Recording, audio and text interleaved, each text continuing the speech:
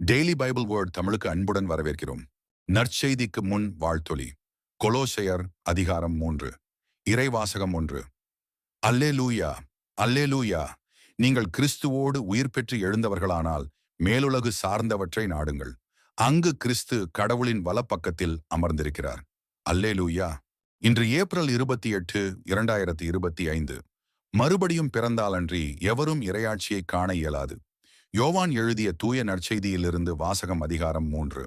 இறை வார்த்தைகள் 1 முதல் 8 வரை. அக்காலத்தில் பரிசேயர் ஒருவர் இருந்தார். அவர் பெயர் நிக்கதேம். அவர் யூத தலைவர்களுள் ஒருவர். அவர் ஓர் இரவில் இயேசுவிடம் வந்து, ரபி, நீர் கடவுளிடமிருந்து வந்த போதகர் என்பதை நாங்கள் அறிவோம்.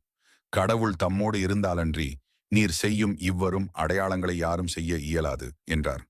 இயேசு அவரை பார்த்து, மறுபடியும் பிறந்தாலன்றி எவரும் இறையாட்சியை காண இயலாது என மிக உறுதியாக உமக்குச் சொல்கிறேன் என்றார். நிக்கதேம் அவரை நோக்கி, வயதான பின் ஒருவர் எப்படி பிறக்க முடியும்?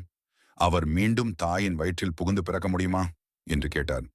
இயேசு அவரை பார்த்து, ஒருவர் தண்ணீராலும் தூய ஆவியாலும் பிறந்தாலன்றி இறையாட்சிக்கு உட்பட இயலாது என்று மிக உறுதியாக உமக்குச் சொல்கிறேன்.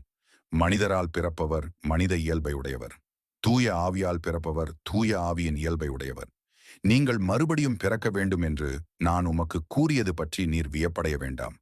காற்று விரும்பிய திசையில் வீசுகிறது. அதன் ஓசை உமக்கு கேட்கிறது.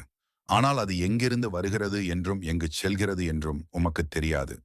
தூய ஆவியால் பிறந்த அனைவருக்கும் இது பொருந்தும் என்றார். இது ஆண்டவரின் அருள்வாக்கு. இறைவா, உமக்கு நன்றி. தினசரி நற்செய்தி வார்த்தைகளுக்கு daily Bible words Tamil channel subscribe பண்ணுங்க. இந்த வீடியோவை லைக் செய்யவும், ஆமேன் என்ற வார்த்தையை பதிவு செய்யவும் மற்றும் உங்கள் நண்பர்கள் மற்றும் குடும்பத்தினருடன் பகிர்ந்து கொள்ளுங்கள்.